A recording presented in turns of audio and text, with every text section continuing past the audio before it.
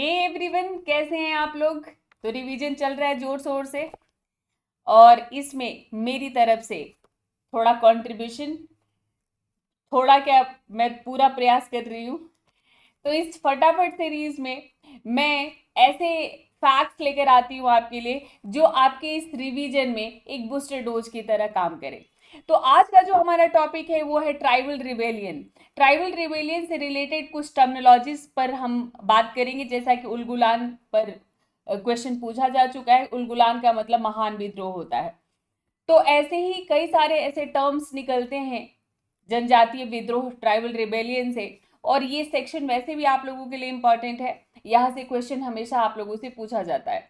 तो आज के इस फटाफट वाले इस सेशन में हम सिर्फ और सिर्फ टर्मिनोलॉजीज पर बात करेंगे, पूरे रिबेलियन पर विस्तार से नहीं। पूरे रिबेलियन पर तो हम पहले भी बात कर चुके हैं। तो क्वेश्चन ज्यादातर यहीं से बनता है, एग्जामिनर का निगाह उसी पर जाता है। तो चलिए फिर जल्दी से शुरुआत करते हैं।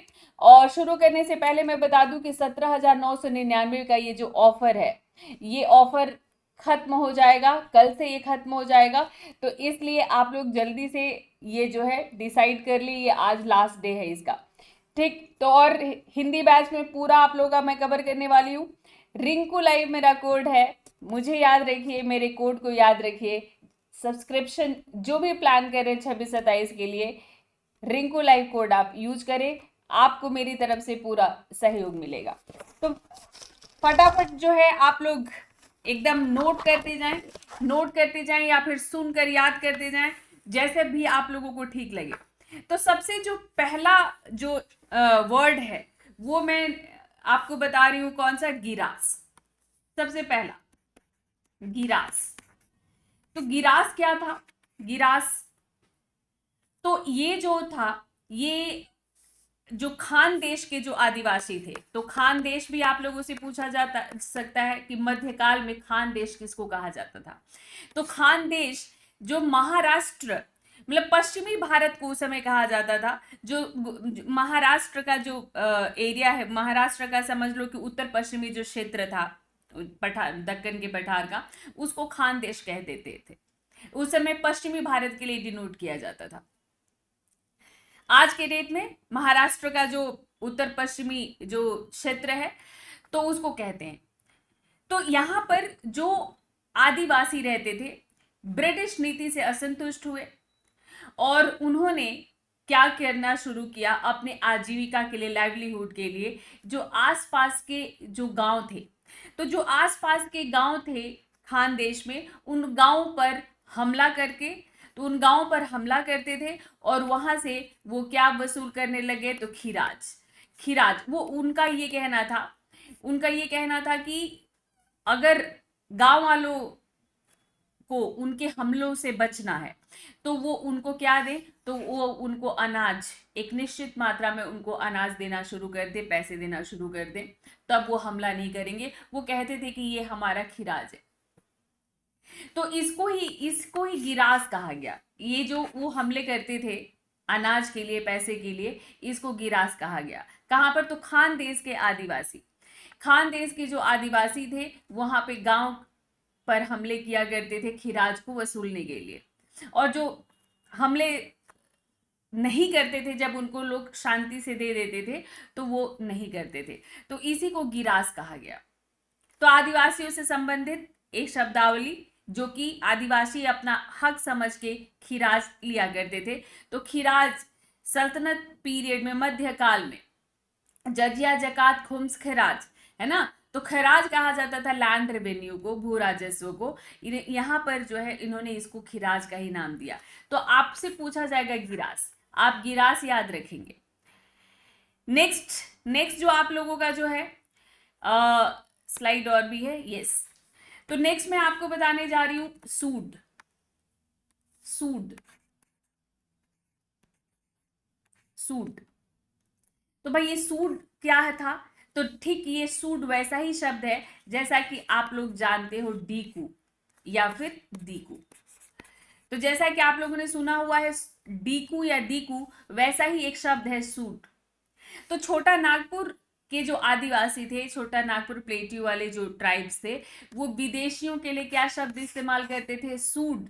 ठीक वैसे ही जैसे मुंडा और संथालों ने डीकू कहा विदेशियों के लिए, उसी तरह से ये एक शब्द है क्या, सूड, किन के लिए, तो विदेशियों के लिए, यानी उनके क्षेत्र से बाहर के जो भी होते थे।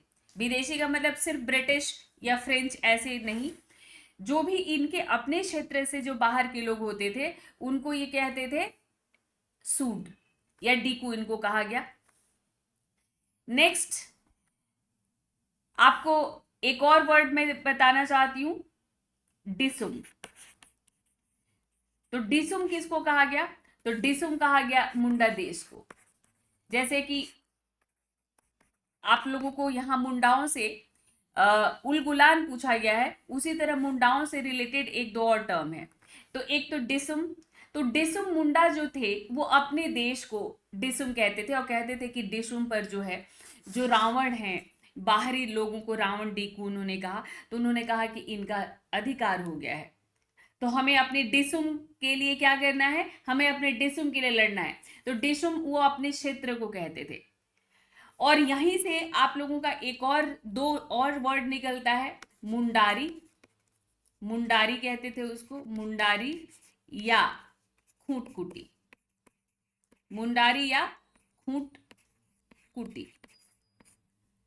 तो मुंडारी, मुंडारी किसको कहा गया, तो ये या खूंटकुटी दोनों एक ही शब्द है, समझ लो, ये खूंटकुटी या मुंडारी। ये लोग सामूहिक खेती करते थे, कलेक्टिव फार्मिंग किया करते थे। यानी ये जो खेत होता था इस पर ये लोग मिलकर खेती करते थे और उसी के प्रपोर्शनेट वो अपना शेयर कर लेते थे, उसी अनुपात में वो अपना आपस में बांट लेते थे उत्पादन को, प्रोड्यूस को। तो उसको ये खूंटकुटी की परंपरा कहते थे या मुंडारी कहते थे, जिसको ब्रिटिश लोगों ने तोड़ा। ब्रिटिश लोगों ने इसको खत्म किया क्योंकि इनसे उन लोगों को लेना था लैंड रेवेन्यू, तो लैंड रेवेन्यू व्यक्तिगत खेती पर ही उनको ले सकते थे, सामूहिक खेती पर लेते तो एक ही बार मिलता उनको, तो कम मिलता। तो इस परंपरा को उन्होंने खत्म किया। किन्होंने खत्म किया, तो इस परंपरा को खत्म किया अंग्रेजों ने लोकल जमींदारों के साथ मिलकर। तो खूंटकुटी या मुंडारी किसको कहते थे, तो ये कहते थे सामूहिक खेती की परंपरा को। इसी तरह से मैं दो वर्ड आप लोगों को, दो और टर्मिनोलॉजी बता रही हूँ, कुमाऊं गढ़वाल से रिलेटेड है ये। तो एक है आपका उतार। तो उतार किसको कहते थे, उतार, तो ये जो है, जैसे कि बिष्टी पूछा गया था आप लोगों से, बेगार श्रम को, बेगार को, यानी जो फोर्स्ड लेबर होता था उसको क्या कहा गया, तो उसको कहा गया बेगार। तो फोर्स्ड लेबर को बेगार कहा गया, कहां पर, तो कुमाऊं गढ़वाल क्षेत्र में। और इसके अगेंस्ट वहां के लोगों ने जो विद्रोह किया उसको कहा गया ठंडक। ये वहां की एक परंपरा थी जिसको ठंडक कहा जाता था। तो जब लोग विद्रोह करते थे या राजा या लोकल जो अथॉरिटी के अगेंस्ट जब वो आवाज उठाते थे, तो उसको ठंडक कहा जाता था, ठंडक की परंपरा, ठंडक। तो उतार क्या था, बेगार श्रम था। कहां पर प्रचलित था ये, तो ये प्रचलित था आपका जो है कुमाऊं क्षेत्र में। और वहीं पर इसी के विरुद्ध जो आवाज उठाया गया उसको क्या कहा गया, तो उसको कहा गया ठंडक। आपको दो तीन टर्मिनोलॉजी में आंध्र प्रदेश का जो है, आंध्र प्रदेश का जो रंपा क्षेत्र है जहां पर कई सारे विद्रोह हुए, तो वहां से मैं आपको बताना चाहती हूँ, रंपा गोदावरी वाला जो रीजन रहा, रंपा, यहाँ पे रंपा रहते थे इसलिए इसको रंपा क्षेत्र कहते थे। रंपा विद्रोह सुना है आप लोगों ने। इसी तरह यहाँ पे जो गोदावरी रीजन था वहां पर, तो यहाँ ऐसा था कि पोडू कहते थे, पोडू किसको कहते थे वो, तो पोडू कहते थे झूम खेती को। तो यहाँ के आदिवासी जो है वो झूम खेती किया करते थे और इसको वो कहते थे पोडू। अंग्रेजों ने इसको रोका, क्यों, क्योंकि उनको झूम खेती से लॉस था। झूम खेती का मतलब कि आज यहाँ खेती कर रहे हैं, कुछ दिनों बाद हम इस क्षेत्र को छोड़कर चले जाएंगे, कहीं और खेती करेंगे। तो इस तरह की जो प्रैक्टिसेस जो है आदिवासियों में काफी प्रचलित थी। अब इसको जो है उन्होंने रोका, इसको रोका उन्होंने और उनको जो है मजबूर किया ब्रिटिश लोगों ने कि आप एक जगह बसो और पेड़ नहीं काट सकते, आप इस तरह की खेती नहीं कर सकते। तो इसके विरुद्ध वहां पर जो विद्रोह हुए तो उसको कहा जाता था फितूरी। क्या कहा जाता था? फितूरी। फितूरी। तो ये फितूरी के परंपरा, तो इसको फितूर, जैसे वहां पे मैंने आपको बताया कि ठंडक, जैसे गढ़वाल क्षेत्र में, वैसे यहाँ पर इसको कहा गया फितूरी। जैसा कि आप लोगों ने संथालों का सुना है, हुल। संथालों ने जो विद्रोह किया उसको हुल कहा गया, उसी तरह से ये। नेक्स्ट, जो मद्रास प्रांत में भी बहुत सारे जो विद्रोह हुए, तो वहां पर जब आदिवासी, ये वो आदिवासी जो खेती करते थे, उनको मजबूर किया गया, ब्रिटिश शासन के द्वारा उनको मजबूर किया गया कि तुम लैंड रेवेन्यू पे करो। तो वहां पे जो है मद्रास प्रांत के ये जो है स्थानीय क्या थे? सरदार।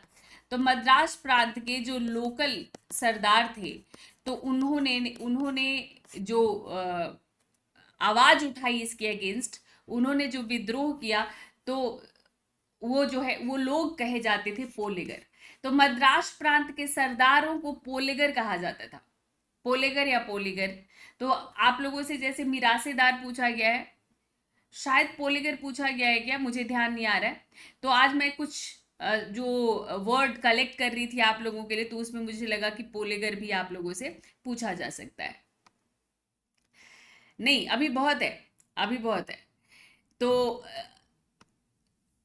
और एक इसी तरह का और जो वो था ये आपका, उसको हम क्या कह सकते हैं? तो उसको आप जो है राम संडू, राम संडू।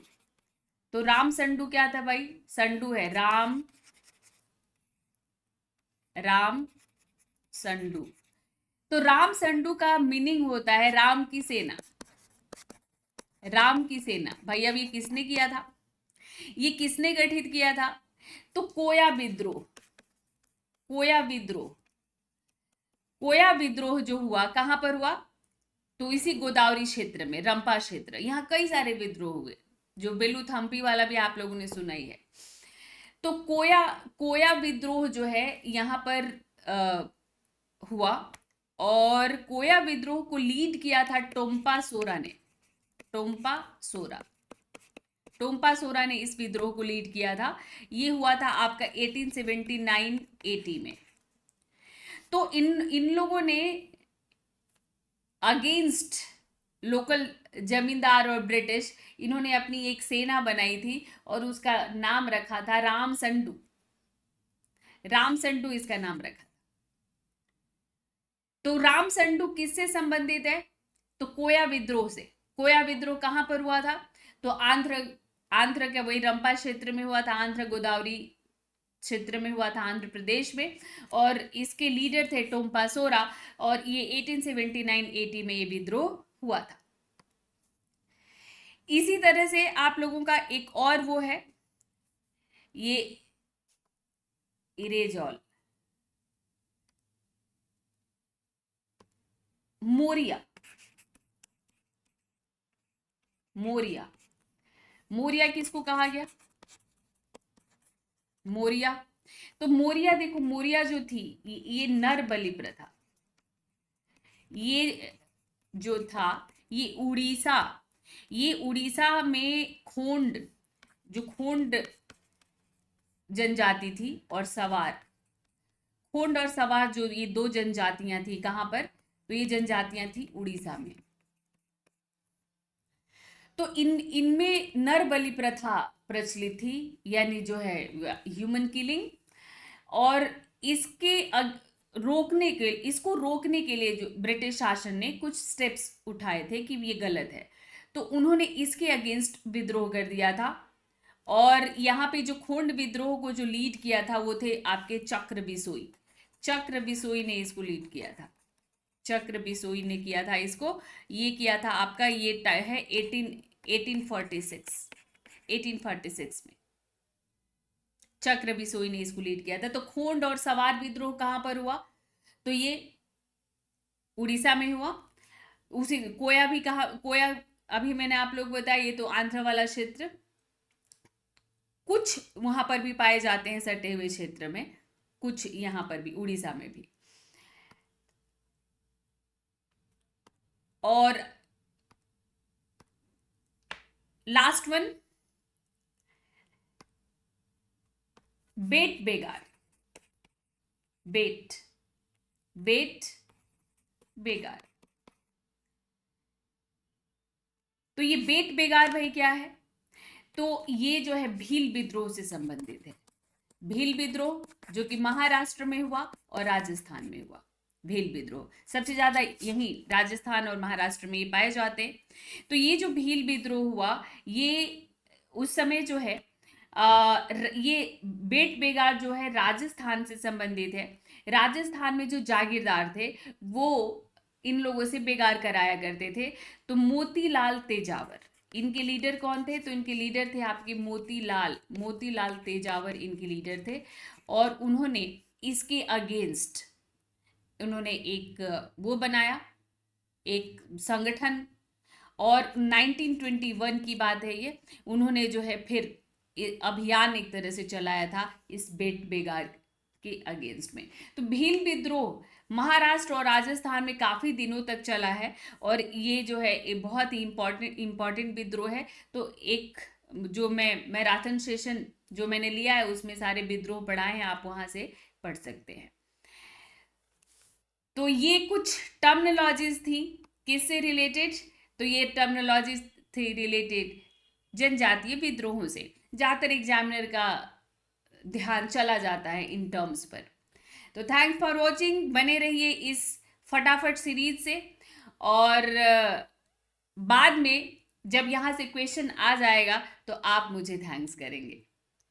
तब तक मन लगाकर रिवाइज करते रहिए, पढ़ते रहिए। ईश्वर करे कि हम जो पढ़ रहे हैं वहीं से क्वेश्चन आए। तो रिंकू लाइव मेरा कोड है।